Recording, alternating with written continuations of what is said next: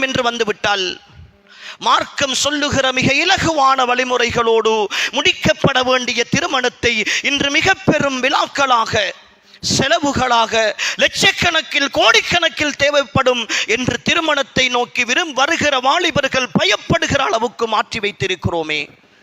கடன் வாங்கியாவது கஷ்டப்பட்டாவது செய்து முடிக்க வேண்டும் என்று நினைக்கிறோமே. அடையாளம் போடுகிற கலாச்சாரம் யார் சகோதரர்களை கற்றுத்தந்தது? இது அந்நிய கலாச்சாரம் என்று எல்லோருக்கும் தெரியும் அல்லவா? தெரிந்தும் என் வீட்டில் இருக்கிற மனைவியை, என் மகளை, என் பொறுப்பில் இருக்கிற சகோதரியை, நான் செலவு கொடுக்கிற தாயை அடையாளம் போடுகிற ஃபங்க்ஷனுக்கு அனுப்பி வைக்கிற ரோஷம் இல்லாத நான் தான் அடையாளம் போடுவது ஹராம் என்று பேசுகிறேன். அது அந்நிய கலாச்சாரம் என்று நினைக்கிறேன். என் வீட்டில் இருக்கிற என் மனைவியை, என் மகளை, என் பிள்ளையை தடுக்க முடியாத வக்கற்ற ஒரு ஆண் பிள்ளையாக, ஒரு ஆண் மகனாக நான் இருந்து கொண்டு எப்படி சகோதரர்களே அந்நிய கலாச்சாரத்தை பற்றி நான் பேச முடியும்? இந்த பஸ்களிலே ஏறி போபவர்கள் எல்லாம், அடையாளம் போடுவதற்காக தட்டுகளை சுமந்து செல்பவர்கள் எல்லாம் விண்ணுலகத்தில் இருந்து இறங்கி வந்தவர்களா? யார் இவர்கள் எல்லாம்? நான் ஆண்மையை இழந்திருக்கிறேன், இந்த மார்க்கத்திற்கான ரோஷத்தை இழந்திருக்கிறேன். அல்லாஹுடைய தூதரையும் நேசிப்பதற்கு பதிலாக இந்த உலகத்தை விட, இந்த உலகத்தில் உள்ள அத்தனையையும் விட என் ரப்பினுடைய தூதரை நான் நேசிக்கிறேன். அந்த நேசம் யார் எதிர்த்து நின்றாலும் அவர்களுக்கு எதிராக நிற்பேன் என்கிற தைரியத்தை இழந்திருக்கிறேன். மனைவி சண்டை பிடித்து விடுவாள்,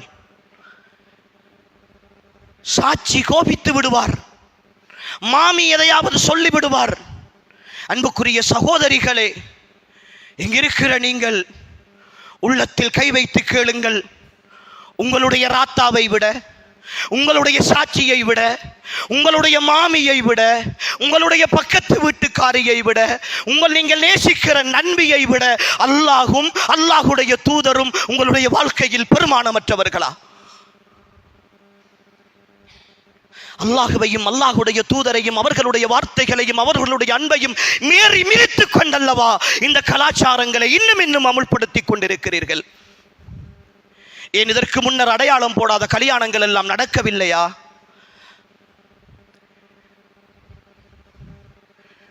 எத்தனை அனாச்சாரங்களை செய்கிறோம். அடையாளம் போடுவதற்கு வரவில்லை என்றால் அவர்களோடு கோபித்துக் கொண்டு வருடக்கணக்கில் பேசாமல் இருக்கிற குடும்பங்கள்.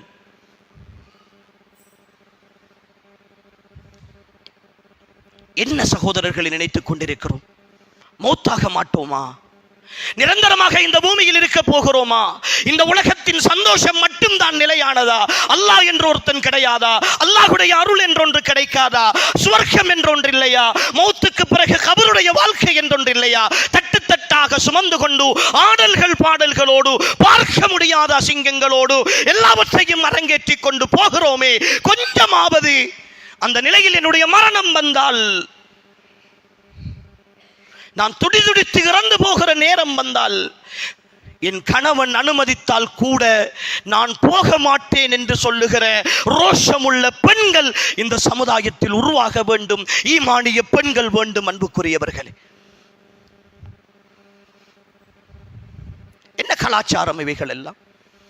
எத்தனை தடவைகள் பேசியிருக்கு, தெரிந்து கொண்டு செய்கிறோம். இங்கு செய்கிற யாரும் பச்சை பிள்ளைகள் கிடையாது, தெரியாமல் செய்பவர்கள் கிடையாது. அடுத்தவனுடைய கல்யாணத்தில் நடக்கிற அனாச்சாரத்தை விமர்சிக்கிற அதே சகோதரன் குர்ஆனும் சுன்னாவும் வாழ வேண்டும் என்பதற்காக பாடுபட்டவன் அவன், இந்த மார்க்கத்திற்காக முயற்சித்தவன் அவன்.